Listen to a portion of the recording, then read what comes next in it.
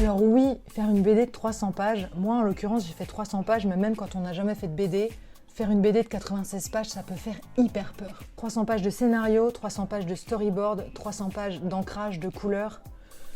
C'est quelque chose que j'ai appris à mes dépens et mine de rien, j'ai gaspillé pas mal de temps à comprendre ça. Il n'y a pas de façon miracle de terminer une BD, alors qu'en fait, tout ce qu'il faut faire, c'est commencer. Les premières planches que j'ai dessinées, c'est pas du tout les premières planches de la BD.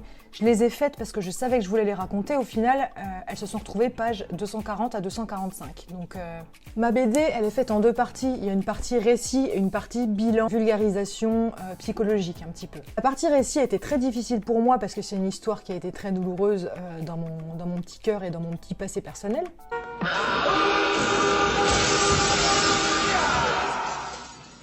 Du coup, c'est vrai qu'il y avait des moments où je n'en pouvais plus de dessiner cette histoire. J'avais pas envie d'y retourner, j'avais pas envie de la revivre.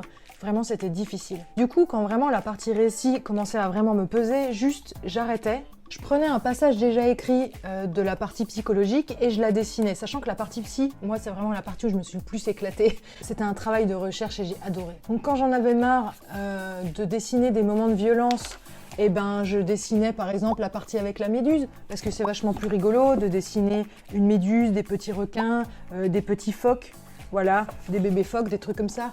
Bah c'est quand même vachement plus cool à faire, c'est plus relaxant. N'oubliez pas aussi que quand le but d'une bande dessinée, c'est de la terminer, de ne pas abandonner, c'est aussi de ne pas péter un câble. Parce que le but, c'est pas non plus de finir en dépression derrière.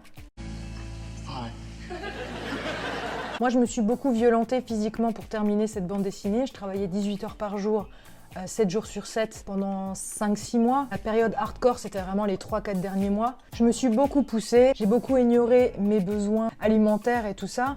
Je le paye encore aujourd'hui puisque j'ai beaucoup de mal à me remettre au travail. Je suis hyper fatiguée, j'ai eu une période où je perdais mes cheveux, j'ai eu plein de boutons, je faisais des insomnies, voilà. Donc le but c'est, je suis mal placée du coup pour vous dire ça, mais le but c'est pas de péter un câble et de mettre votre santé en danger. Donc il faut tout mettre en place pour ménager son cerveau.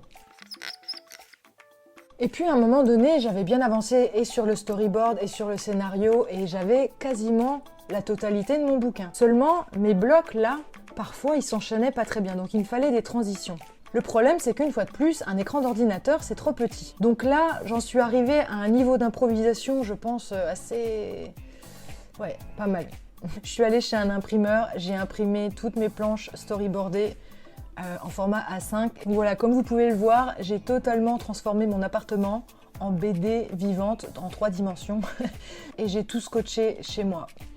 Mon appartement entier était recouvert de ma bande dessinée. Ça a dû rester comme ça 2-3 semaines, mais c'était vraiment super. Je me baladais avec mon marqueur, je mettais des croix sur les trucs que je voulais enlever, je mettais des post-it là où il fallait que je refasse une transition, je corrigeais les fautes, je mettais des petites notes. Voilà, cette phase-là, elle a été hyper importante. C'était vraiment la phase finale où j'ai pu avoir une vision globale de ce que j'allais faire. Et après ça, j'ai pu enchaîner beaucoup plus rapidement que si j'étais sur mon écran comme ça, en train de défiler, à essayer de retenir où est-ce qu'il fallait que je remonte, où est-ce qu'il fallait que... Et ensuite, une fois que tout ça était fini, je me suis lancée dans la finalisation et là, c'était vraiment le marathon final.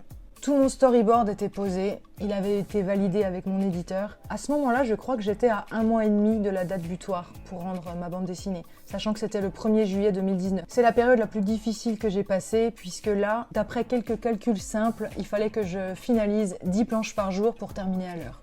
Je travaillais de midi à 7 h du matin tous les jours. Faire une pause était impossible. Boire une bière pendant 2 heures, quand tu sais que t'as 10 planches à faire, c'est pas possible en fait. J'étais obsédée, je ne pensais qu'à ça, c'était hyper difficile. J'étais en flux tendu en fait, tout le temps. Bah voilà, je crois qu'on a fait le tour. C'est la fin de cette vidéo. Et j'ai toujours pas de chute.